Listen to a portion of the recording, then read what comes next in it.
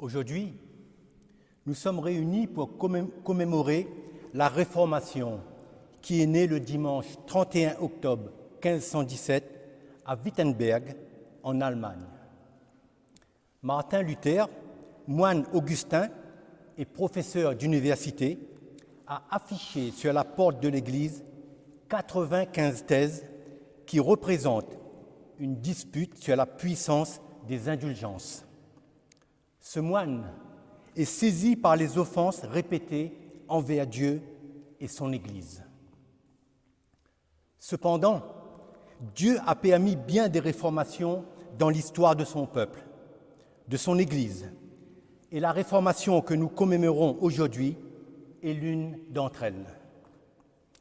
Dans l'Ancien Testament, qui a été lu, le livre des rois dévoile un réformateur dans le royaume de Juda. Il s'agit du roi Josias qui, comme roi temporel, peut mettre en place la réforme qu'il désire.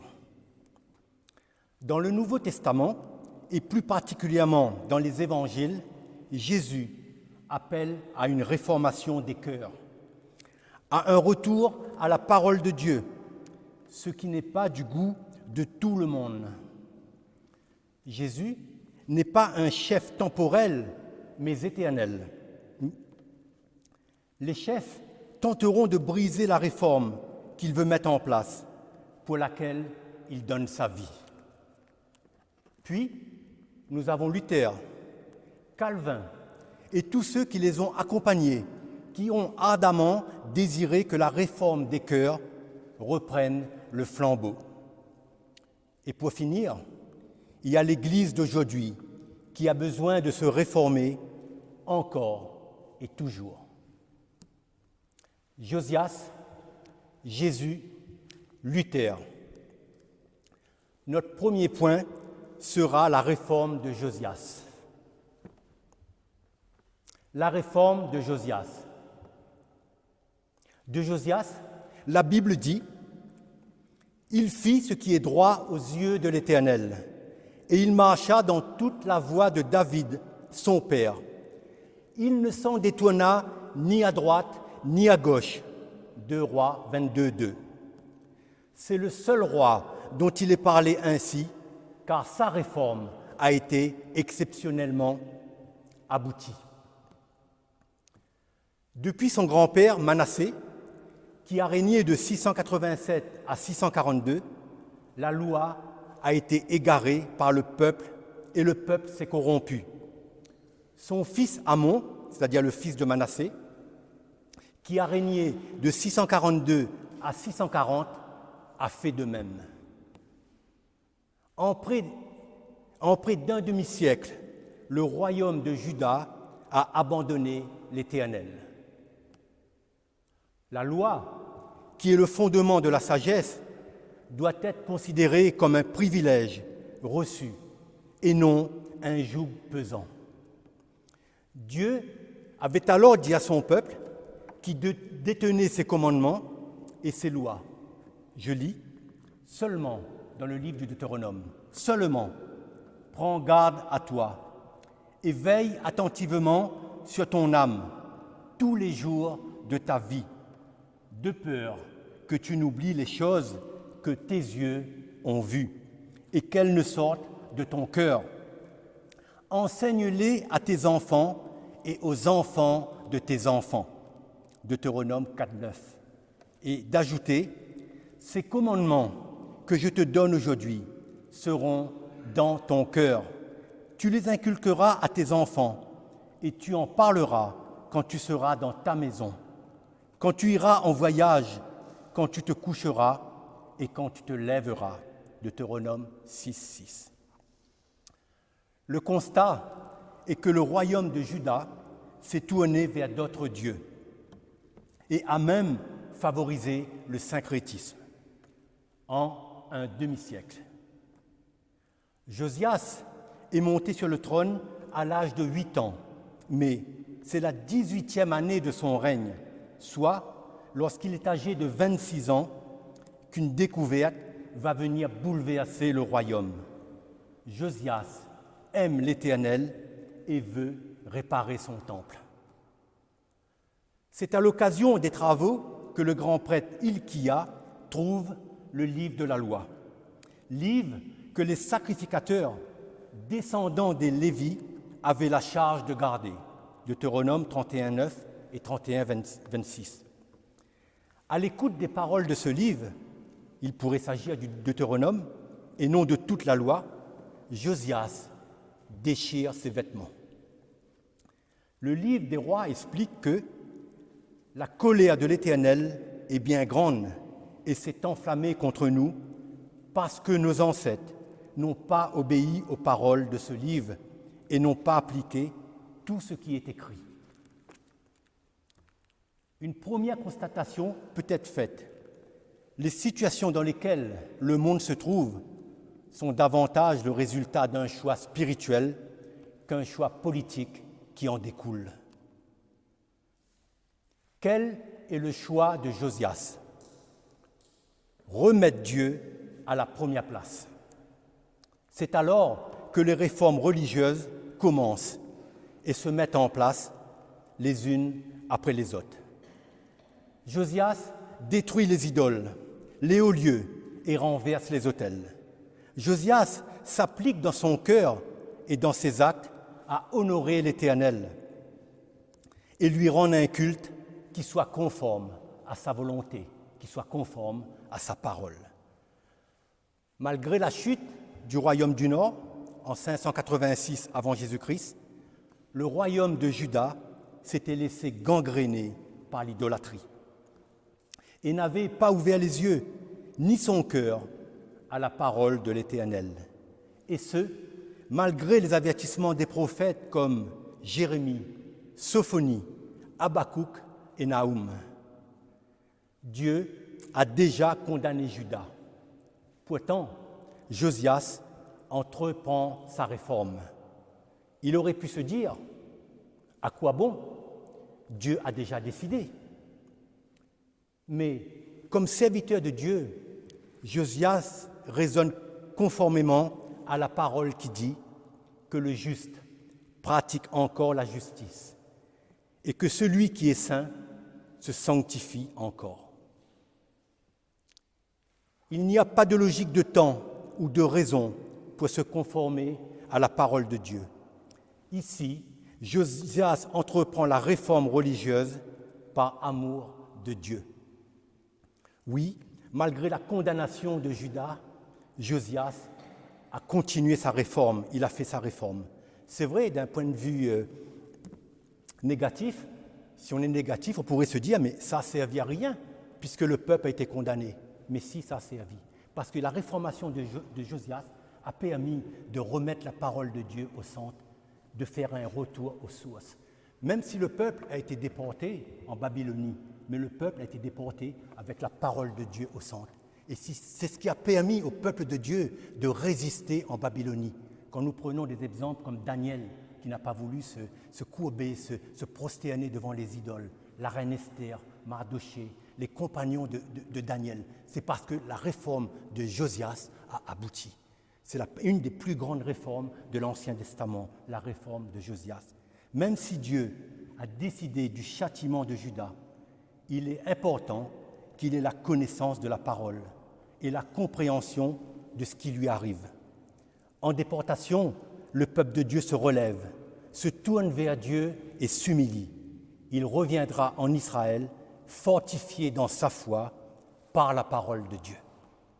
Josias, fidèle à Dieu, a changé la destinée de la génération dans laquelle il vivait. Cette réformation n'a toutefois pas suffi à restaurer définitivement le peuple de Dieu. Après le retour de déportation, la reconstruction du temple avec Esdras et Néhémie, le rétablissement du culte à l'Éternel, le peuple s'est à nouveau égaré. Les chefs des Juifs ont transformé la loi en joug. Or, la loi est la liberté et la communion avec Dieu. La loi donnée par Dieu doit être gravée dans les cœurs et non sur des tables de pierre. Alors, Dieu a envoyé son Fils afin de rétablir la vérité, de proclamer la vraie loi du Dieu vivant, du Dieu aimant. C'est là notre point 2, la réformation de Jésus. Contrairement à Josias, Jésus n'est pas roi, mais charpentier. C'est dire son autorité. Et pourtant, il naît dans une famille fidèle à la loi de Dieu. Jésus ne naît pas dans un palais, mais dans une étable, au milieu des animaux. Il semble que Dieu ne veuille pas réformer son peuple par la tête, contrairement à Josias, qui monte sur un trône à l'âge de 8 ans. Jésus, âgé de 12 ans, écoute et interroge dans le temple les maîtres de la loi qui s'émerveillent de son intelligence et de ses réponses. Le temporel de Josias est face à l'intemporel de Jésus. C'est le règne humain face au règne de Dieu. Lorsque Jésus commence son ministère, c'est l'amour, la vérité, le pardon et la vie qui interpellent. C'est avec puissance que Jésus rétablit la vérité de la parole de Dieu qui aime les siens. Jésus parle de restauration des exclus, des laissés pour compte. Jésus réforme la parole de Dieu qui a été déformée. Il reformule cette parole devenue inaudible parce que freletée par des hommes cupides qui se disent chefs du peuple et ne le sont pas. Jésus n'est pas venu pour abolir la loi, mais pour accomplir. Voilà quelque chose que Josias, bien que roi, ne pouvait faire. Jésus, fils de l'homme, fils de Dieu, accomplit la loi dans son entièreté. Jésus pose les bases d'un nouveau royaume qui n'est ni dominateur ni temporel. Il est de toute éternité. Jésus redonne, reformule la loi. Vous avez entendu qu'il a été dit, mais moi, je vous dis. Jésus donne le vrai sens de la loi, celui qui touche les cœurs, qui ne se satisfait pas de règles extérieures qui ne changent pas le cœur de l'homme. Jésus ne se satisfait pas des apparences trompeuses. Il veut réformer le cœur de l'homme, lui redonner vie. Jésus révèle la profondeur de la loi de Dieu donnée à Moïse. Jésus parle de réforme spirituelle, pas de réforme d'une religion ou d'une institution. Jésus révèle l'étendue morale et spirituelle de la loi. Jésus porte un regard sur la loi différent, car c'est du cœur que naissent les meurtres et toutes sortes de mauvaises pensées. Lorsque Jésus dit « Vous avez entendu qu'il a été dit aux anciens, tu ne tueras point », celui qui tuera mérite d'être puni par les juges. Mais moi je vous dis, dit Jésus, que quiconque se met en colère contre son frère mérite d'être puni par les juges. Que celui qui dira à son frère « Raka » mérite d'être puni par le Sanhédrin. Et que celui qui lui dira « insensé » mérite d'être puni dans le feu de la géhenne. Jésus montre que dans l'insulte, le meurtre est déjà présent, certes en germe, mais présent. D'où la nécessité absolue de réformer les cœurs, les âmes. Et Jésus prévient que si le peuple accomplit la loi de Dieu, comme le font les pharisiens, ils n'entreront pas dans le royaume des cieux. La nécessité et l'urgence de la réforme intérieure est pointée par Jésus. Ici, il n'est pas difficile de deviner que la réforme prônée par Jésus va bien au-delà de la réforme de Josias. Josias était roi et put mettre en œuvre la réforme qu'il souhaitait. Jésus n'était pas roi et a rencontré l'opposition des chefs religieux qui ne souhaitaient voir leurs prérogatives, leur pouvoir temporel être remis en cause. Jésus n'était pas roi, pas un roi temporel, mais le roi des rois. le Fils de Dieu. Et comme l'a écrit Jean, je lis, « La lumière luit dans les ténèbres, et les ténèbres ne l'ont point reçue. Elle était dans le monde, et le monde a été fait par elle, et le monde ne l'a point connue. Elle est venue chez les siens, et les siens ne l'ont point reçue. Mais à tous ceux qui l'ont reçue, à ceux qui croient en son nom, elle a donné le pouvoir de devenir enfants de Dieu, lesquels sont nés, non du sang, ni de la volonté de la chair, ni de la volonté de l'homme, mais de Dieu. » Jésus, le réformateur de tous les temps, il est à l'œuvre avec son Père depuis le commencement. Ce qui fait dire à Jean, la loi a été donnée par Moïse, la grâce et la vérité sont venues par Jésus-Christ. Personne n'a jamais vu Dieu, le Fils unique qui est dans le sein du Père, et celui qui l'a fait connaître, c'est-à-dire Jésus-Christ.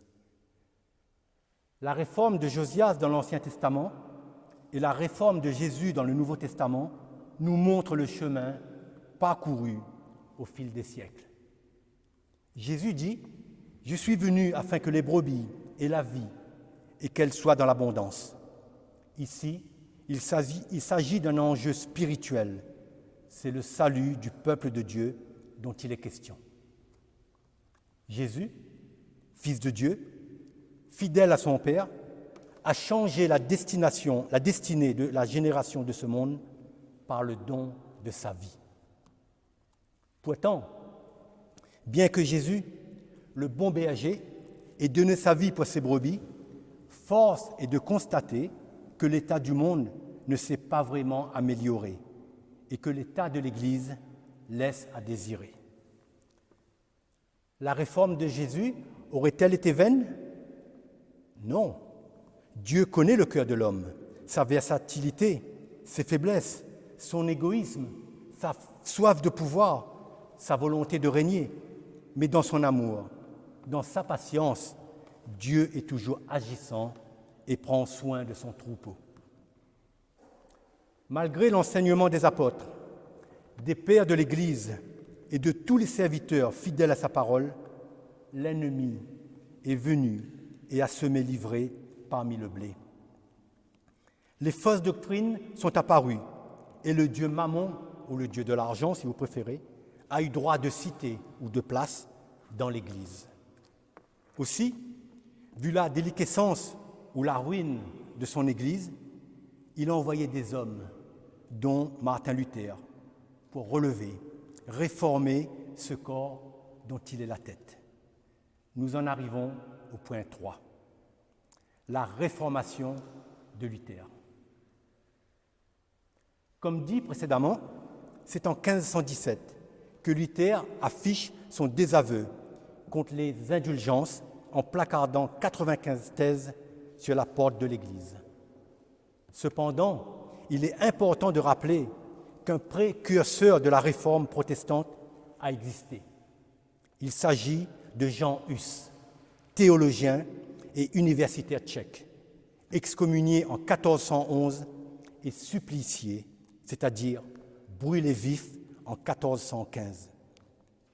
Peut-on oublier de citer Jean Hus, cet universitaire tchèque, précurseur de la réforme protestante, excommunié en 1411 et mort supplicié, brûlé vif le 6 juillet 1415 à Constance. Jean Hus, avant Martin Luther, s'est levé contre le trafic des indulgences. Luther reprend le flambeau. Le combat de ces hommes est la parole de Dieu. Martin Luther est, tout comme Jean Hus, un théologien, un prêtre et un universitaire. Il est allemand. Luther proclame que la Bible est la seule source légitime d'autorité chrétienne. Il est ulcéré par le commerce des indulgences, instauré par Jules II et Léon X, les papes de l'époque. Il est excommunié le 3 janvier 1521 après avoir refusé de se rétracter car il s'estime soumis à l'autorité de la Bible et non à la hiérarchie ecclésiastique. Ici, on peut manquer On ne peut manquer de remarquer combien Luther calque son attitude sur celle de Jésus. Jésus ne s'est pas soumis aux autorités religieuses qui ont comploté contre lui et l'ont fait mettre à mort. Jean Hus ne s'est pas non plus soumis, il a été mis à mort. Luther non plus ne s'est pas soumis et aurait fini de la même manière que Jean Hus, si Frédéric III le Sage, électeur de Saxe, ne l'avait protégé et accueilli au château de la Wartburg. C'est à l'abri de ses détracteurs que Luther a alors traduit la Bible en allemand. Luther met la parole de Dieu à la disposition du petit peuple. Jusqu'ici, les Écritures étaient réservées aux ecclésiastiques et étaient écrites en latin. D'autres se lèveront à la suite de Luther, car la réforme doit être constante. L'homme a la fâcheuse tendance de s'approprier le pouvoir, à l'usurper pour sa propre gloire, aux dépens de la souveraineté de Dieu. Comment des hommes versés dans les Écritures peuvent-ils faillir à ce point dans leur mission?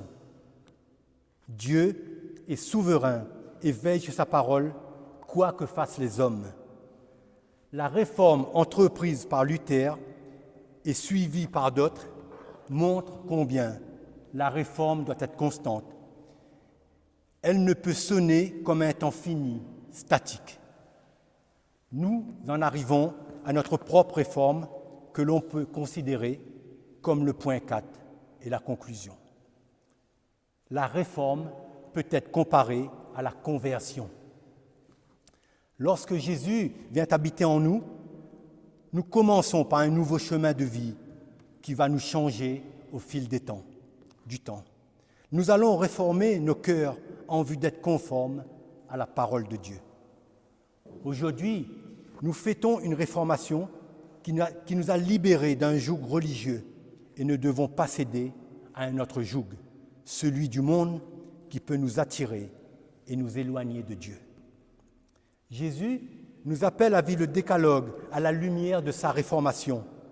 Jésus n'appelle personne à une religion avec des rites, des contraintes purement humains qui paralysent, embolissent la vie. La réforme voulue par Dieu, par Jésus, c'est la liberté, c'est la communion avec Dieu, la communion fraternelle, c'est l'écoute de la parole, la mise en pratique, c'est le Saint-Esprit donné par Jésus qui nous aide à avancer, à tenir ferme. Veillons à ne pas se créer de nouveaux jougs, de nouvelles restrictions. Que Dieu soit souverain dans nos vies afin que sa joie et la paix parfaite habitent en nous. Le privilège d'être enfant de Dieu nous conduit à nous réformer chaque jour à la lumière de sa parole, de sa vérité, car Jésus est venu afin que nous ayons la vie et que nous soyons dans l'abondance. À Dieu seul soit toute la gloire. Amen.